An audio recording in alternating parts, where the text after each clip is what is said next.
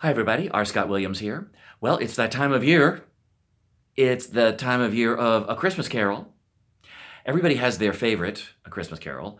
A lot of people prefer the black and white 1950s film starring Alastair Sim. They seem to think that that really illustrates best Charles Dickens' tone and his spirit, pardon the pun.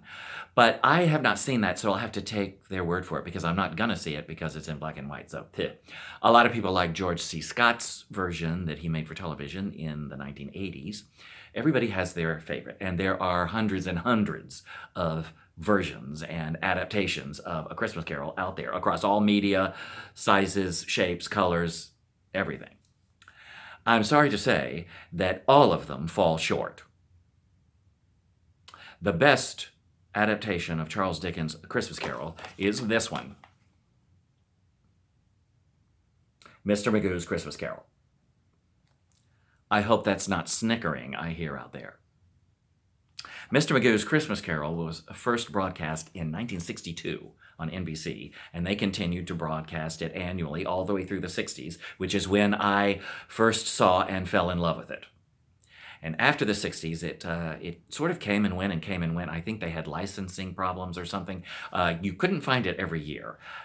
Some years it would run, some years it would not. And I don't know who owned it, or it was not one of those perennials like Charlie Brown and the Grinch, which also were created in the 60s and have been with us throughout. This has not been. But if you own it, then you've got it. And I do own it. When I was a kid, it kind of confused me that it was my favorite Christmas special because I didn't like Mr. Magoo. I still don't. Now, having revisited this several times as an adult, I know exactly why my younger self was attracted to it. It's because it's a Broadway show. It's a cartoon on a TV screen, but it's a Broadway musical. And why wouldn't it be? It was created by Broadway people. The score is written by Julie Stein and Bob Merrill, who around the same time were also working on a little thing called Funny Girl. And there is an apocryphal story out there that I have read somewhere that they wrote the song People, People Who Need People, thinking that it was going to go into Mr. Magoo, Christmas Carol. But somebody said, don't be asshats, put it in Funny Girl. Anyway, they have constructed this show as a classic Broadway musical. It has a big opening number. Unfortunately, it's sung by Mr. Magoo, and it's about Broadway. The framing device of this is that Mr. Magoo is coming to Broadway to portray Scrooge. So this big number is Mr. Magoo singing all about Broadway. It has absolutely nothing to do with The Christmas Carol or Charles Dickens or anything. But it is a big opening number. And they also have a I Want number, which is Scrooge when he was a little boy, sitting in an empty classroom, wanting the world to accept him, and the world is not. It also has the obligatory love ballad, which is my least favorite song in the show because it's slow. When I was a kid, I hated slow songs. It didn't matter what the song was. If it was slow, I didn't like it. And I never understood what she was singing about or why she was singing. Winter was warm, summer something that year, but winter was warm. I never understood why she was singing it. However, that song is actually the only one in the score that had a life outside the show, because I have run into it in cabaret settings over the years, and I have also run into it a couple of times on recordings. So it's a Julie Stein ballad, so it has legs. This show also has a great Act 1 finale, even though it comes only about 15 or 20 minutes into the show.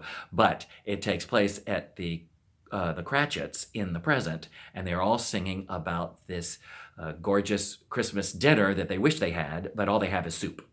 But it's a good Act 1 finale. And of course, this show also has a really great 11 o'clock number, which again is odd to say because the show is only 55 minutes. So we'll call it a really great 45 minutes in number. And it's the Undertaker and the charwoman and the laundress. And they come to a pawn shop to sell Scrooge's belongings that they have stolen right after he died. And they've even brought, and this is right out of Dickens, they even took down the bed curtains surrounding the bed while the corpse was still in it. Merry Christmas, children. Anyway, this was such a success for NBC that they ordered a complete season of Mr. Magoo appearing as famous literary characters. And I remember seeing that series years later when they were running it at 8 a.m. on Saturday mornings. I did not know until I did research for this video today that it actually ran in prime time in the early 60s on NBC. And this was not Mr. Magoo going to the dentist. He was actually playing these literary characters. He played Friar Tuck. He played the Count of Monte Cristo. He played D'Artagnan in Three Musketeers. That's not very good casting. But he played Cyrano, and that is pretty good casting. And he played William Tell, and he played Rip Van Winkle. That's also good casting. He played Puck in Midsummer Night's Dream. I wouldn't mind seeing that. He played Dr. Watson in Sherlock Holmes. He played Dr. Frankenstein. Can you believe it? They made a 30-minute Mr. Magoo cartoon of Frankenstein. And they showed it in prime time. Okay, let's steal dead body parts and sew them all together and create a monster and then bring him to life. Sleep well, children. Anyway, clearly Scrooge was the best literary character that he ever portrayed. And so Mr. Magoo's Christmas Carol, go find it and watch it. Oh, and by the way, Mr. Magoo's Christmas Carol actually has historical significance because apparently it is the first animated Christmas TV special. Yeah, the first one. So suck on that, Rudolph.